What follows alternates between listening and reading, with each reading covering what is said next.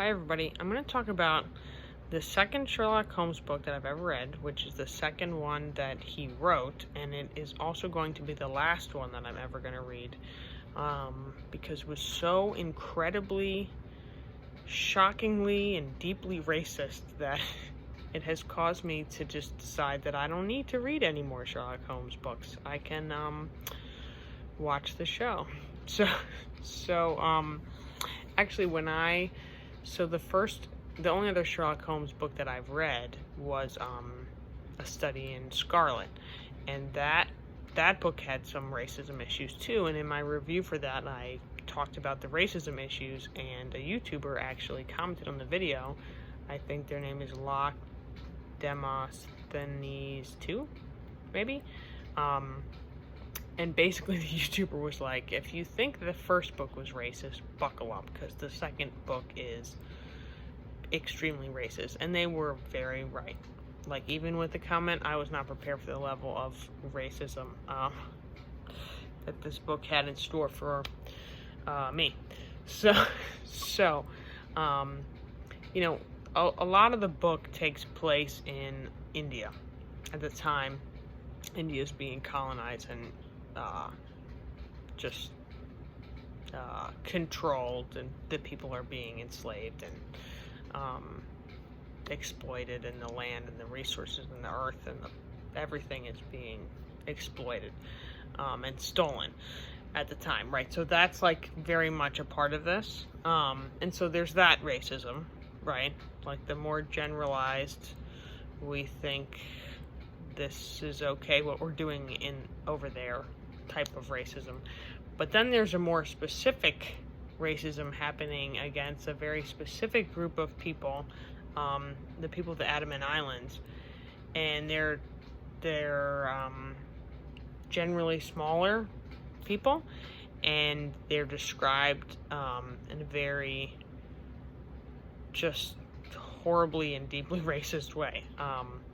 So they're described as like vicious creatures and monsters and demons and scary animals and cannibals, and it's a huge problem. Then they're enslaved throughout it, and there's a part where they're like, I don't know why they did this mutiny, it was so horrible and terrible. And it's like, oh, I don't know, maybe because you were enslaving them. Like, could it be that? Could that be the reason?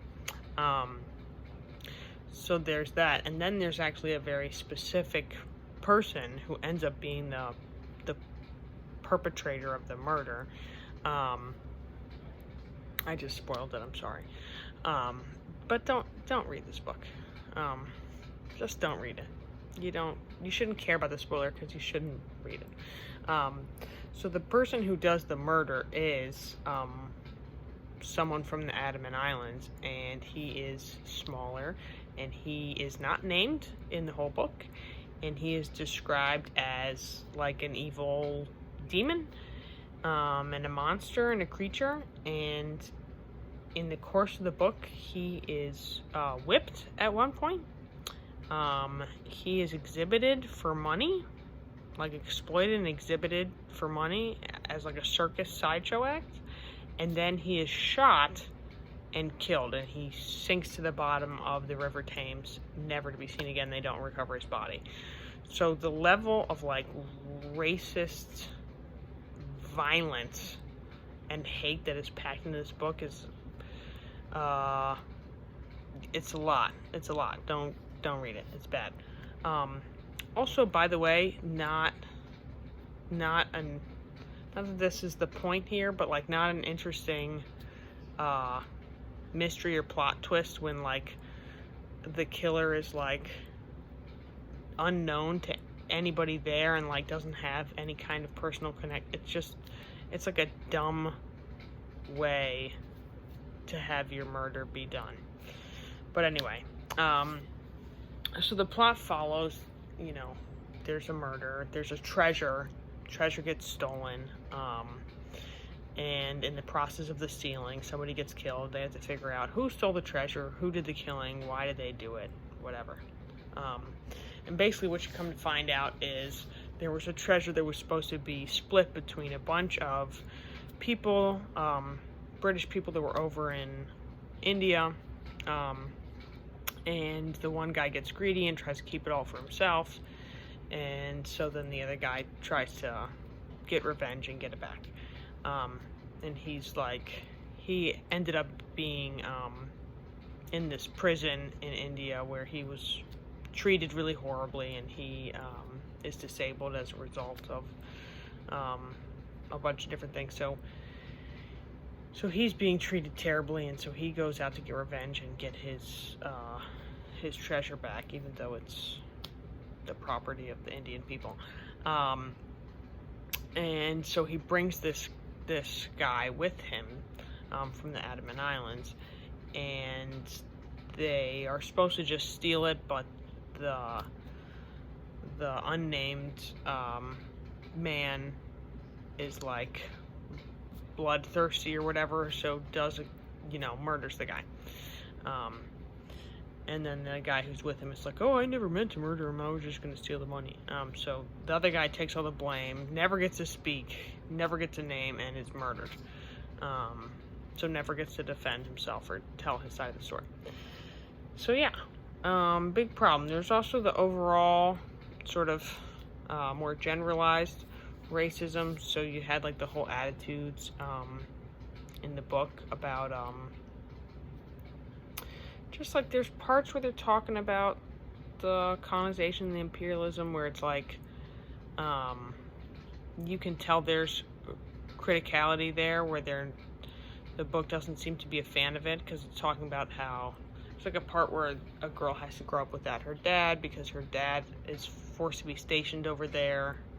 So you can see how it like rips apart families at home. And then it talks about just the huge wealth inequality that was happening in England at the time. And it's like, okay, well, they're stealing all these resources and they're becoming incredibly rich as a nation by plundering other people's lands, right? They're not using that money to take care of their own people, which, I mean, this is tale as old as time. This is America 101. So we know this, but it was kind of cool to see that reflected in the book. But then on the flip side, they make it pretty clear that Doyle makes it pretty clear that he does not view the Indian people as human beings that deserve autonomy. And even in the parts where there's like a revolt of the enslaved people, and the one villain character is like, I don't know where this mutiny came from. It was so random and unexpected. And I'm like, oh, I don't know, maybe it was you enslaving them. Maybe that caused the mutiny. Could it be that? Could it be the enslaving part? So yeah, very deeply racist book. Another part of the racism that really bothered me, and I know this shouldn't be the focus, but like, Sherlock Holmes is supposed to be this incredibly analytical person that only goes based off of fact, right? And so he, in theory, shouldn't be as susceptible to just like random pseudoscience and like racism based on propaganda and lies, right? Like, in theory, he should be a more analytical person that is able to see, like, oh, this thing that you're telling me about these people is not backed up by science or fact in any way, shape, or form. And you'd think he would be less susceptible to it, but in the book, he's like completely all in on the racism, which just makes his character not believable, or like it like breaks his character. So besides the fact that it's deeply racist and you shouldn't read it for that reason, it's also like not Sherlock Holmes at his best, because his character doesn't really make sense with him being as racist as he is in this book.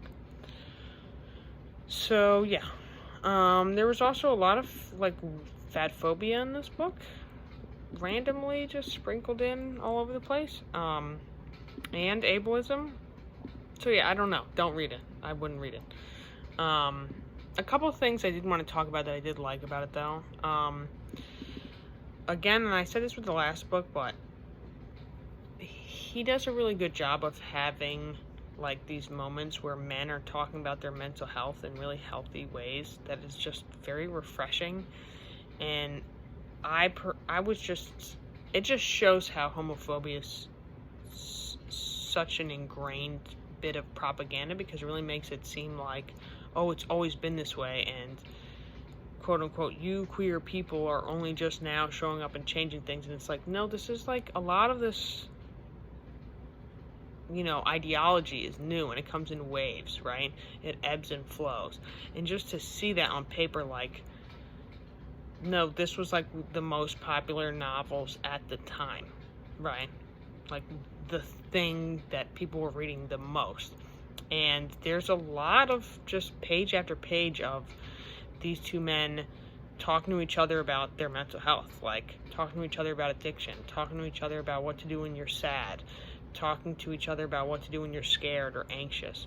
At one point, Watson's like, I need to take a bath. Like, I need to, like, calm my body by taking a bath. So it was just really nice to read that. There was also a lot of anti-cop stuff, which is nice. Always love to see it. Making fun of the police. It's great. I also, one thing I really love is, Watson's character is very much coded as like he loves his women, right? Like, he is very attracted to women, right?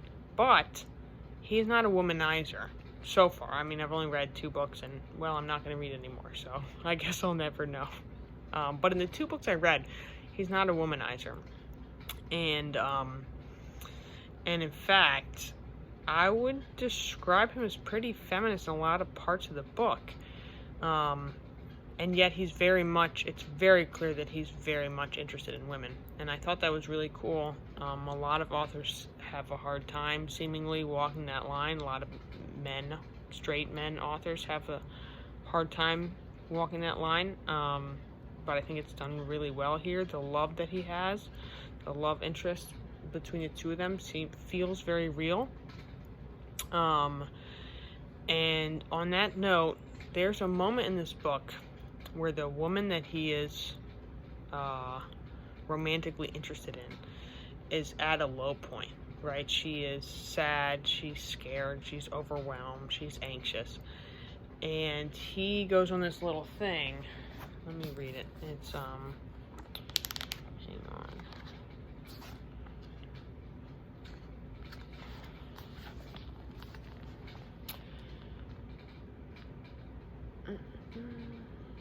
He's trying to talk about how much he wanted to tell her how much he liked her, but he chooses not to because she's in this emotional state.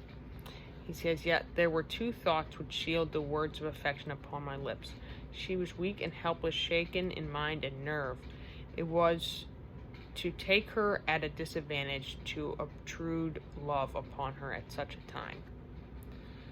So in other words, he doesn't want to take advantage of her. He doesn't want to, like, exploit this moment where she is emotionally vulnerable and then move in and talk about how much he loves her, which is when she would be more susceptible to reciprocating that when maybe she doesn't want to. He wants to make sure that if she has romantic feelings towards him, they're genuine, they're reciprocated, it's consensual. A little bit further down, he's talking about how much money he has, because another thing he's concerned about is, like, what is the power dynamic with the money here? Worse still, she was rich. If Holmes' researches were successful, she would be an heiress. Was it fair, was it honorable that a half-pay surgeon would take such advantage of an intimacy which chance had brought about? So that one he's more concerned about, like, he doesn't want to seem like he's just chasing after her money because she just found out that she's getting all this money, and he liked her way before this. But then there's another part of the book where he's talking about, like, his being nervous about the money, and it's not like he wants to have more money than her at all. Like, it's not one of those moments where he's trying to control her, but he wants to be on equal footing with her because he doesn't, I mean, he's very clear about it. He doesn't want there to be any power imbalances in their relationship, and he's very explicit that the reason he doesn't want the power imbalances is because he is concerned about how it's going to affect the consensualness of the relationship. Like, he wants everything to be reciprocal, and I thought that was really cool. And again, it just reminds you, like, as all these people are like, oh, the left has gone too far, and they're saying it's a rape culture, and they're trying to make men not real men, and all this whatever crap. No, it's not a given that men should be rapists, and it hasn't been throughout history at all. And you can see evidence of that. Men have known throughout history, like, what rape is and what consent is in different ways. Obviously, we've been talking about it more, which is great. There's more knowledge now, right?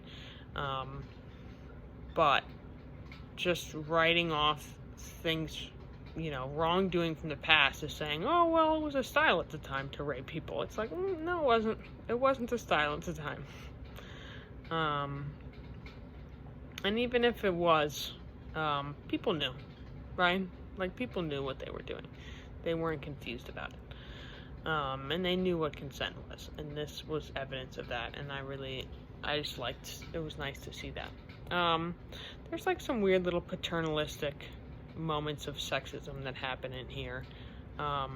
There's, like, a compliment that I actually really liked, but it was very generalized, and it was a problem because it was basically saying, he was complimenting women for their ability to, this is essentially what he was saying, that when there is someone in need, in any given situation, women will put their own anxieties and fears and stresses and sadness to the side until they have successfully helped whoever that person is. And then, once they're on their own, or they're around somebody who is not going through an emotionally vulnerable time, right, who is emotionally able to receive them, that's when they will collapse and sort of let all of their stressors and anxieties or sadness or whatever it may be out. Which, in terms of a compliment, I kind of liked it a lot, but it's also a sweeping generalization, and it falls into this problem of, like, portraying all women as nurturers, which we're not all nurturers, and that's a problem, right? Like caregivers of people and animals and things that need caring for. So that's, like, the sort of sexism that I feel like shows up in this. It's like that sort of patronizing type of sexism, but it doesn't show up very often, and when it does, it's like that. But overall, I really appreciated the way that Watson speaks about women in both books, actually. All that being said, though, the book is still really incredibly racist, and I wouldn't read it. And that's all I have to say. Don't read this book. It's deeply racist. And I'm not going to read any more Sherlock Holmes books. I'm just going to watch this show, which I have never watched. So, it should be fun. Alright. Bye, everybody.